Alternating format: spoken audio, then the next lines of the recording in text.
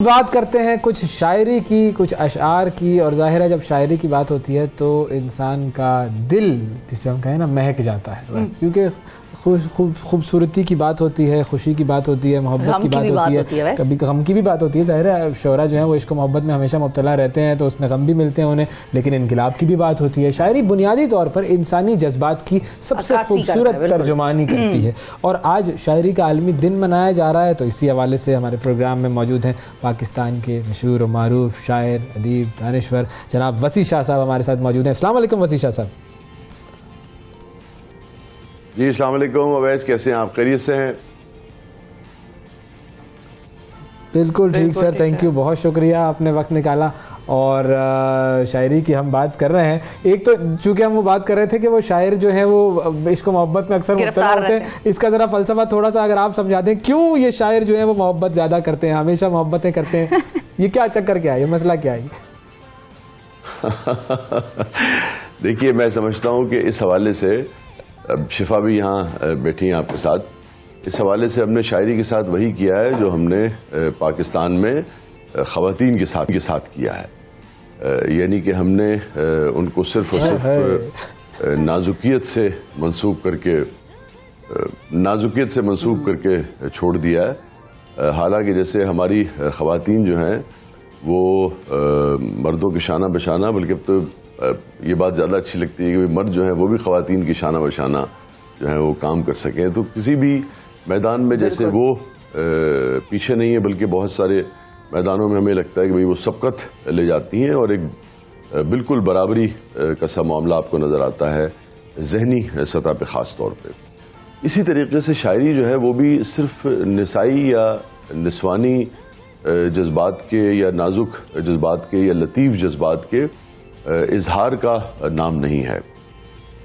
या आप ये कहिए कि सिर्फ जैसे गज़ल के बारे में कहा जाता है कि भी गज़ल कहा क्या जाता है, चूँकि उसका माने यानी कि गज़ल का माने ही यही है कि गज़ल जो है वो ख़वातीन से गुफ्तगू करने को कहा जाता था एक ज़माने में, और चूँकि गज़ाल से निकला है ये सारा मामला।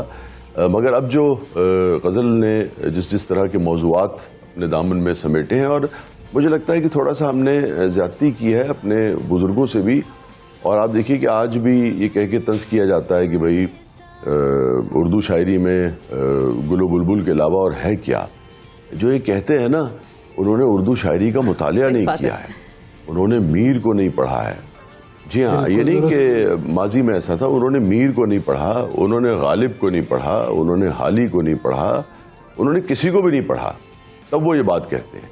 हाँ, ये ज़रूर है कि आप उसकी रेशो पर बात कर सकते हैं। बात जो है वो शायरी से निकल के उर्दू शायरी पे चली गई, लेकिन चले, मैंने कहा आज आपने छेड़ दिया तो मैं ये मुकदमा जो है इसके हवाले से भी अपने दलाइल दूं। तो ऐसा नहीं है, हमेशा शोराए कर। देखिए, मैं आपको शिफा एक बात बताऊं, मीर को गुजरे हुए कम अज कम भी मेरे ख्याल में 200-250-300 बरस गुजर गए हैं गालिब। हाँ, तकरीबन ऑलमोस्ट। मैं जो कि शायरों का हिसाब ज़्यादा अच्छा नहीं हो सकता, ये हम मान सकते हैं। तो देखिए मीर क्या कहते हैं, शेर सुनिए आप मीर का। अमीर ज़ादों से, जी शेर सुनिए आप, 300 बरस या 250 बरस पुराना शेर। अमीर ज़ादों से दिल्ली के मत मिलाकर मीर, अमीर ज़ादों से दिल्ली के मत मिलाकर मीर, कि हम गरीब हुए हैं इन्हीं की दौलत से। वाह वाह वाह वाह, क्या बात है, क्या बात है। जी, अब अगर आप 250-300 बरस में इस शेर को नहीं समझ सके, और आप 300 बरस पहले इस किस्म के अशार कहने वालों पे सिर्फ और सिर्फ गुलो बुलबुल के शेर कहने का आप इल्ज़ाम लगाते हैं, तो मैं फिर आपकी यानी कि आपकी अक्ल और दानिश पे जो भी ऐसा कहता है उस पर फिर कुर्बान जाऊं, ये कर लेते हैं। जी हाँ, अच्छा, जी हाँ, कुर्बान जाओ। ये तो मैंने एक आपको बताया कि मतलब बहुत सी ऐसे वो जो आप कह रहे हैं ना बुलबुल और गुलो बुलबुल वाला जो एक है कॉन्सेप्ट, उसको अगर आप दूसरी तरफ मोड़ के देखेंगे कि मानी बदल भी जाएंगे। मिसाल के तौर पे आप और इसमें दो एस्पेक्ट्स है मेरे सवाल में, मैं चाहूंगी आप दोनों को एड्रेस करें। एक तो शोरा वो हैं जो बहुत नामी ग्रामी शोरा हैं, लोग बहुत सुनते हैं, अक्सर कॉन्वर्सेशंस में, तकारीर में उनको कोट किया जाता है, Mir is one of them, Iqbal, Ghalib, ये वो लोग हो गए। कुछ ऐसे हैं कि जिन्होंने अपनी शायरी भी बड़ी ज़बरदस्त की, उनकी शायरी पे गाने वाने भी बने। मिसाल के तौर पे नाज ख्यालवी साहब हैं, मैं वो सुन रही थी एक्चुअली कुछ दिन पहले नुसरत फतेह अली खान साहब का तुम एक गोरख धंधा हो, और वो मैं ट्वीट करने के चक्कर में थी, मुझे किसी ने कहा शिफा ये ना करना। तौबा तौबा। अब देखें तो मैं गोरख धंधा हो पे जिसने लिखा वो जो शायर थे नाज ख्यालवी साहब, एक तो उनको उस तरह से मेरा ख्याल है पजीराई इसके लिखने पर नहीं मिली जितना इसके हाँ उनके इस गाने को बनने पर कवाली। बिल्कुल। तो अब इसके भी दो पहलू हैं, तो मैं गोरख धंधा हो को आप अगर इनकलाबी उसमें लेना चाहते हैं तो आप उसको इनकलाबी उसमें भी ले सकते हैं, और अगर आप किसी को पर्सनल गुलो बुलबुल वाले एस्पेक्ट में लेना चाहते हैं तो उसमें भी लिया जा सकता है। हाँ, आपने चूंकि नाज ख्यालवी साहब की बात की, आप दुरुस्त कह रहे हैं कि नाज ख्यालवी साहब ने जितना बड़ा काम किया उस हवाले से मैं समझता हूँ कि मुआशरे ने जो मकाम उनको मिला, हम शोरा कराम तो उनकी बड़ी ताज़ीम करते थे उस ज़माने में। मुझे याद है कि नाज ख्यालवी साहब मरहूम की वफ़ात से पहले एक तकरीब जो है उनके एजाज़ में, मेरा हाफ़ज़ा अगर ठीक काम कर रहा है तो अलहमरा में रखी गई थी, और इसी हवाले से रखी गई थी, और हमारे मेन स्ट्रीम के जो बहुत संजीदा लिखने वाले थे उनको उसमें बुलाया गया था। तो ऐसा नहीं है कि जो लिखने वाले थे वो तो जानते थे, मगर अवामी सतह पर शख्सी हवाले से खुद जिस तरह से उन्हें पजीराई मिलनी चाहिए थी वो नहीं मिली, वरना तो हर शख्स जो इसको सुनता है वो उसकी दाद देता है। और आप देखिए एक और आपने पहलू निकाला है कि अब ये इंतहाई अदक जिसे हम अमीक कहते हैं, बहुत ही गहरे, बहुत ही पेचीदा फिलोसॉफिकल जो मसाइल हैं या जो इश्यूज हैं उनको इस पूरी यानी कि कवाली के अंदर, इसको नज्म कह लीजिए चलिए आप, उसके अंदर एड्रेस किया गया है, और कितना पोइटिक वे में किया गया है। तो ऐसा नहीं है। दूसरे अब मैं आपको एक और बात बताता हूँ, ये तो मैंने बात, चूंकि अवैस दोस्त है मेरे, मैं इनका दोस्त हूँ, ये इन्होंने ऐसी बात छेड़ दी तो मैंने एक बात की, मैं तो कभी इसमें भी शिफा साहिबा डिफेंसिव नहीं होता हूँ गुलो बुलबुल वाली पे। मैं तो सिर्फ ये कह रहा हूँ कि ये बात गलत है कि सिर्फ आप अगर देखिए तो मैंने सिर्फ का लफ्ज इस्तेमाल किया हर जगह कि सिर्फ गुलो बुलबुल। भाई गुलो बुलबुल पे भी बात करने में क्या है, आप कीट्स को अप्रिशिएट करते हैं, आप शैले की उस पर नज़मों पर आप सर धुनते हैं, शेक्सपियर की जो सोनेट्स हैं जो रोमांस के ऊपर हैं, आप कहते हैं कि सुभान अल्लाह क्या मर्द व जन के ताल्लुकात के ऊपर इसने लिखा है। तो भाई उर्दू शायरी में अगर गुलो बुलबुल की बात की है, लोग अपने महबूब की बात करते हैं, मर्द व जन किसी वक्त मोहब्बत की भी तो बात करेंगे ना एक दूसरे से, इसमें बुराई क्या है? मर्द औरत की तारीफ करता है, औरत मर्द की तारीफ करती है, दोनों एक दूसरे को चाहते हैं। खुदा के लिए मोहब्बत को परवान चढ़ने दें, जी परवान चढ़ने दें, इसमें बुराई क्या है? बहुत अगर एतराज करना चाहें तो आप आवारगी के ऊपर या जो बेराह रवि है उसके ऊपर तो आप कोई बात कर सकते हैं, मगर लेकिन अगर एक शेर है, मिसाल के तौर पे फराज का ये शेर है कि उसके बदन की, सुना है उसके बदन की तराश ऐसी है कि फूल अपनी कबाएं कतर के देखते हैं। अब आप कहिए कि साहब अब आपका जहन ही अगर किसी का गलीज हो और उसको कहीं ले जाए और किसको सुना रहा है ये तो उसके ऊपर है, मगर शेर की जो जमालियात है उसकी तो आप दाद देंगे। ये तो बिल्कुल ऐसे ही ना जैसे किसी ने एक बात कही है, तो इसमें हर्ज क्या है? मुझे आज तक ये समझ नहीं आई कि हम इस पर डिफेंसिव क्यों होते हैं। हाँ, सेलिब्रेट करना चाहिए उस चीज को। बिल्कुल, वो मैंने जो बात की थी वो इसीलिए मैंने जी सेलिब्रेट करना चाहिए, ये उर्दू शायरी का यही है। तो बस वो मेरा तो बिल्कुल हाँ, तो मैंने अभी कहा कि सिर्फ ऐसा नहीं है, लेकिन जो है वो हमारा फख्र है यार, वो हमारा फख्र है। बिल्कुल। और हम तो अपने प्रोग्राम में एक सेगमेंट भी करते हैं कि उर्दू के जो गीत हैं, जो गज़लें हैं, उसके अंदर से क्या क्या खूबसूरत अल्फाज इस्तेमाल किए गए हैं वो हम अपने नाजरीन को बताते हैं कि ये देखिए ये लफ्ज़ है जिसको आप इस्तेमाल करेंगे तो आपकी गुफ्तगू में मज़ीद खूबसूरती और निखार आ जाएगा। तो इस तरह के अल्फाज हमें शायरी से ही सीखने को मिलते हैं कि क्या क्या एक एक लफ्ज़ और उसका जो असल इस्तेमाल है, उसका वज़न है। बहुत उम्दा बात की अवैस, बहुत उम्दा बात की, बहुत उम्दा बात की। मैं आपको बताऊं, देखिए लिसानियात और तारीख़ के तालिब इल्म ये कहते हैं कि पूरी इंसानी तारीख़ में ज़ुबान पर जो सबसे बड़ा एहसान है वो ख़वातीन ने किया है, इसलिए कि ख़वातीन जो हैं, लाज़िम बात है अब दौर बदल गया है, मैं माजी के हवाले से इस वक्त बात कर रहा हूँ कि ख़ास तौर पर ख़वातीन जो हैं वो चूँकि बच्चों के पालने का काम सिर्फ़ और सिर्फ ज़िम्मेदारी जो है वो ख़वातीन पर होती थी, और उसके बाद वही और ज़्यादा वक्त भी वही उनके साथ गुजारती थी। तो आप देखिए आज भी बड़े बड़े अदीब जो हैं, आपको पता है जो लफ्ज़ डिक्शनरी में और आपस के उसमें नहीं मिलता, वो बाज़ औक़ात उर्दू जो अहले ज़ुबान है वो अपनी माँ से पूछते हैं, उनको पता है कि डिक्शनरी में मिले न मिले माँ से मिल जाएगा उन्हें लफ्ज़। तो मैं आपसे कहना चाह रहा हूँ कि ज़ुबान के ऊपर मैं समझता हूँ कि माँ के बाद जुबान आगे बढ़ाने में जो दूसरी चीज किरदार अदा करती है, माँ का रोल अदा करती है, वो शायरी है। वाकई ऐसा ही है, ऐसा ही है। तो अब आज आप क्या डेडिकेट करेंगे क्या सुनाएंगे जाते आप जाते शायरों को?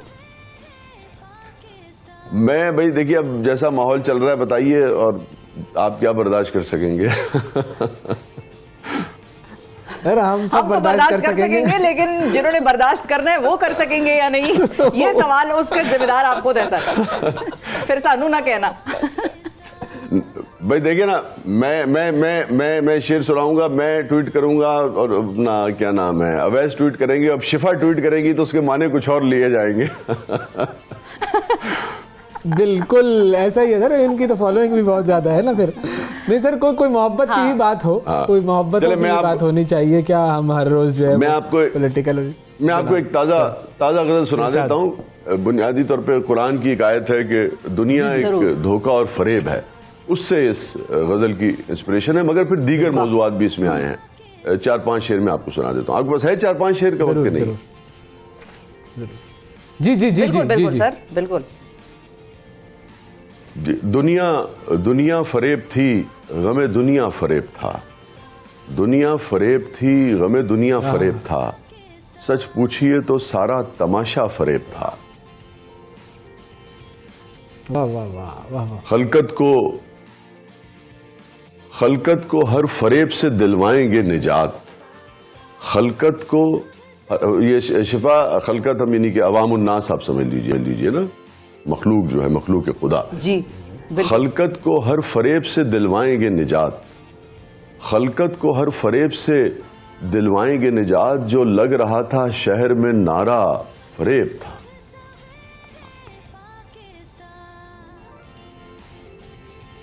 वाह वाह वाह वाह वाह, क्या बात। और उस शख्स की खामोशियां, शुक्रिया, उस शख्स की खामोशियां एक चाल थी फकत। उस शख्स की खामोशियां एक चाल थी फकत। चुप तोड़ के वो जब कभी बोला फरेब था। फरेब था भाई, वाह वाह वाह वाह वाह, शुक्रिया। और जिसको मैं समझ न सका नेक था वो शख्स। जिसको मैं समझ न सका नेक था वो शख्स। जिसको मैं जरा सा भी समझा फरेब था। वाह वाह वाह वाह भाई, वाह वाह वसी साहब, वाह वाह वाह वाह वाह, बहुत ही आला, ये मुकर्रर होना चाहिए। शुक्रिया वैस, शुक्रिया। जिसको मैं समझ न सका नेक था वो शख्स। जिसको मैं समझ न सका नेक था वो शख्स। जिसको मैं जरा सा भी समझा फरेब था। आया और आके झट से मेरे पांव पड़ गया। आया और आके झट से मेरे पांव पड़ गया। मुद्दत के बाद उसका ये ताजा फरेब था। भाई वाह वाह वाह वाह वाह, क्या बात है, क्या बात है। शुक्रिया। आया और आके झट से मेरे पांव पड़ गया। मुद्दत के बाद उसका ये, शुक्रिया, ताजा फरेब था। और शेर सुनिएगा कि तू जानता नहीं है अभी जिंदगी को यार। तू जानता नहीं है अभी जिंदगी को यार। उसका तेरे फरेब में आना फरेब था। भाई वाह वाह वाह वाह, क्या बात है शाहजी, वाह वाह वाह वाह, बहुत ही खूबसूरत। अब देखे ना, ये फरेब जो है, इतनी आपने जो जहते हैं वो यहाँ बयान कर दी। बिल्कुल, वाह। और ये सही कहनी है शिफा के, बुनियादी तौर पे इसकी आयत जो थी, खासतौर पे मतले की, वो इसकी इंस्पिरेशन वो एक आयत से ली थी मैंने कि दुनिया एक धोखा और फरेब है। तू जानता नहीं है अभी जिंदगी को यार। 2 शेर इसमें और हैं। तू जानता नहीं है अभी जिंदगी को यार। उसका तेरे फरेब में आना फरेब था। दोनों जहान से मुझे मिलवा गया वो शख्स। दोनों जहान से मुझे मिलवा गया वो शख्स। मेरा वो पहला इश्क था, पहला फरेब था। भाई वाह वाह वाह वाह भाई, वाह वाह वाह, क्या बात है सर, बहुत शुक्रिया, बहुत शुक्रिया अदा करेंगे। और वसी शाह साहब हमारे साथ मौजूद थे। और देखें ये माहौल अचानक वो कैसा एक अलग से एक रंगीनी आ गई इस माहौल में। किस कदर खूबसूरत और अल्फाज। शायरी और दानिश्वर, इनका तो किसी भी मुआशरे की तरक्की में, उसकी रहनुमाई में, उसकी सोच समझ को डेवलप करने में एक बहुत अहम किरदार है, जो हम अक्सर और हमारा मीडिया भी अक्सर समझने से कासिर रहते हैं कि जब तक शायर अदीब कोई चीज़ हमें देंगे नहीं। हमने पहले भी एक दफ़ा बात की थी कि एक शायर एक नज़म गज़ल कवाली लिखता है, उस पर पूरा मुआशरा जो है वो सिर्फ वो एक पूरी इंडस्ट्री उठ खड़ी होती है। तो उसी तरह एक पूरे मुआशरे की डेवलपमेंट भी हो रही है, सोच समझ की भी डेवलपमेंट हो रही है एक शायर और एक शेर की वजह से। बिल्कुल, बहुत शुक्रिया अदा करेंगे जी। वसी शाह साहब हमारे साथ मौजूद थे।